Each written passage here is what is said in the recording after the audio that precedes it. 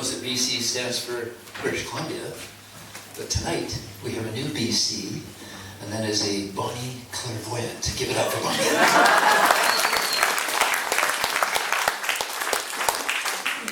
Yes, my name is Tommy Transit, and I wrote a book called Bus Tales, How to Change the World from 9 to 5, after being an operator in Vancouver, in the bus system over there, for 21 years.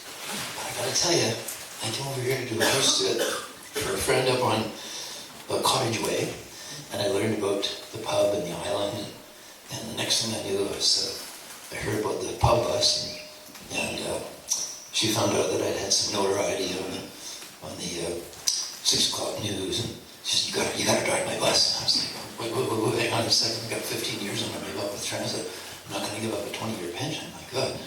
But I did. I did get the 20 years, 21 years. So I came to the island. And this first year, I'm going to take you back in time a little bit. Some of you are going to remember some of the characters in this, and I'm just pleased to be one of them. There was a taxi service on the island run by a fellow by the name of Ryan. And he had an old Continental. I don't know if you remember what Continental was. It's got the big, huge, stuck-out bumper on the back with the big tire on the spare tire. It's just a classic car. Just wonderful, right? It's about the same length as the pub bus, actually. It was a big one. Anyway, one night, hot August night, karaoke night, the bar is packed. Everybody in the island wants to be a star. Everybody's in there to grab the whole microphone and sing a song. And Ryan's in there crying the blues because somebody stole his taxi. Now, this is 10 o'clock at night. There's no ferries off the island, so pretty sure it's still on the island. So the police finally arrived, and the RCMP were there, and Ryan is explaining that he left the keys in the car, and he ran in the door, and he figured somebody was peeking through the pool room window, and just sneaked out the back door, and away they went. So during the conversation, these two fellows walked out of the crowd and said, chagrin, maybe it was guilt, I'm not sure. And we stole your taxi. Really? We hop in the cruiser and we go over to the golf course. Now, I know most of you are familiar with the golf course, but the road that leads up to the golf course, along the 18th fairway, has a ditch about maybe a foot deep. But at a high rate of speed, that little boat just whoosh, right over onto the fairway. And these guys, and their 22-year-old brains, a little bit addled from the alcohol for sure, did a few figure eights and buried it right to the gunnels. It was ugly. Now, what caught our attention was not that the damage had been done on the fairway, but there wasn't a piece of glass in the car bigger than a silver dollar. So these two guys stole the car, at this point ethical thieves, because they'd already given it up, and they said, oh, hey, hang on, we're drunk, we're stupid, we did some damage on the fairway, we'll make sure that gets fixed, but we didn't do this. So, we were all quite silent. By this time it's midnight, a dark night, and all of a sudden, boomity, boomity, boomity, boom, and there's a house half a block up the street that a local company had rented for their staff to stay in. No parties allowed, but there was that big one going on that night. The RCMP walked in, and in the kitchen they found 4 underage drinkers with glass all over their sweaters and clothing. No jury needed for that, so they introduced their parents to their underage drinking and the damage that they'd done to some local property.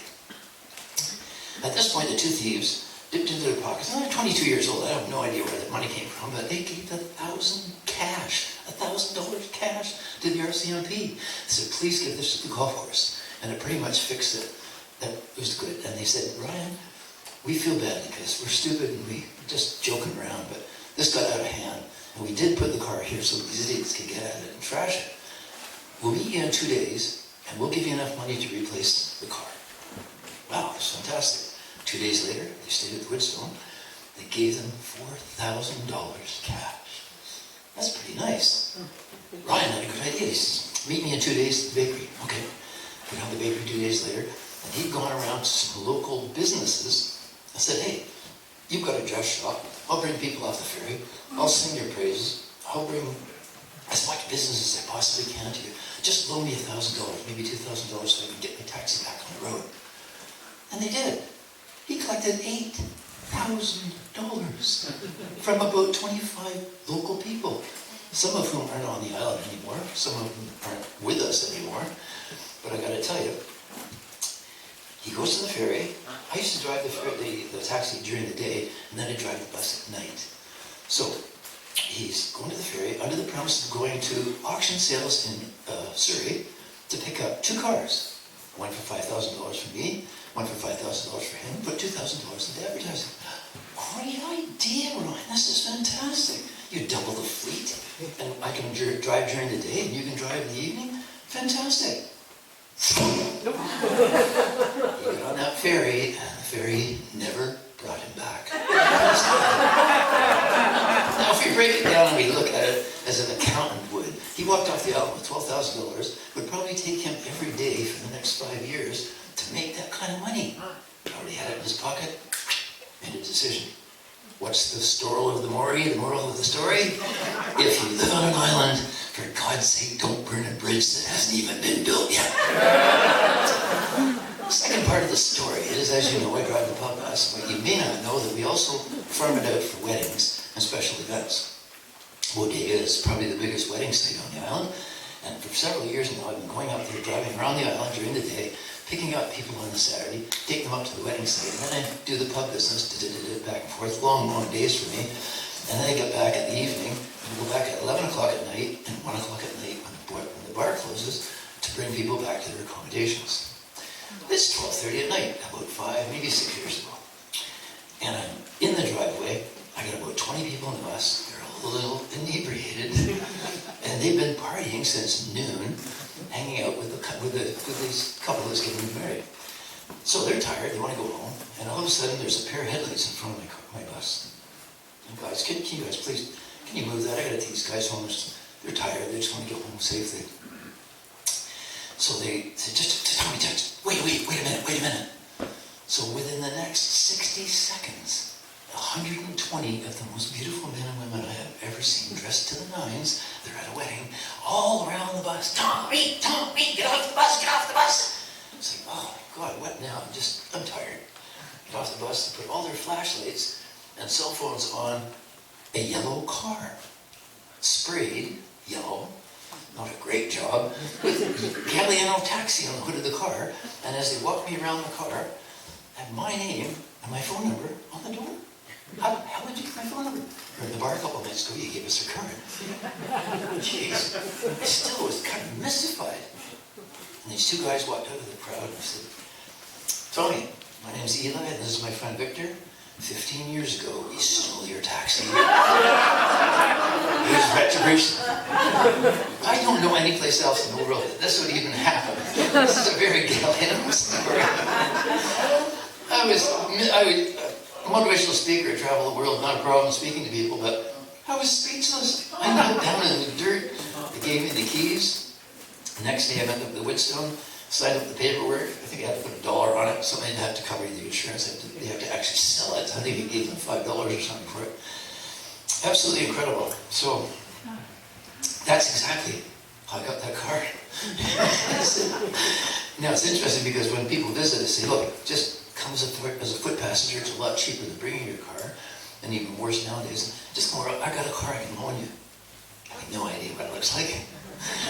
And sometimes I'll just say, and I call them just as the ferry's coming in. And I go, hey, sorry, something came up, but a friend of mine drives a taxi in the island, so he'll just meet you down there. And then when they get down there, I'm leaning up by Lucy's, Max Moritz is down there, right? And I'm leaning up there with my bus driver's hat on. Now, if I loan it to them, and they're driving around the island, they're very popular. Taxi! So, my wife had a good idea. Don't want to get in trouble with the RCMP. Don't want to be a taxi driver. Don't want to get the license. So she said, just put "un" on it. Makes sense. So I'm fueling it up one day, and the RCMP comes over and says, so, Tommy, you running a taxi service now? Oh, no, sir. No. I'm quite happy with that. Here's my card. I drive with the pub bus. Oh, yeah, we know. Just keeping an eye on you here. I said, no. I said, there's a film school on the island. I said, well, it could be a film prop. He didn't buy that. I said, well, I'll tell you what, I'm just thinking, I don't want to be snarky, but to wear that uniform and pack that gun, I'm thinking you must have to have 20/20 vision. Yeah, what's your point? Well, it says untaxi, which means it's not a taxi. Now, if somebody's hitchhiking, I can help them out. That's great. If they want to throw $10 in the gas tank, kidding about the Montague, that's no problem. But I'm not running a taxi service. And as I'm standing there talking to the RCMP, out of the corner store, I should say the gas station, walks Birgit. Bless her, rest in peace, one of the most favorite people on the island. Oh, Tommy! Taxi! You have 2 taxis? No. That's my story. I'm sticking to it. As far as I know, it's as truthful as I can possibly remember. But it's one of the reasons why I'm very, very proud, first of all, to live on this island, but secondly, to drive probably the most recognizable car in the entire southern Gulf Islands.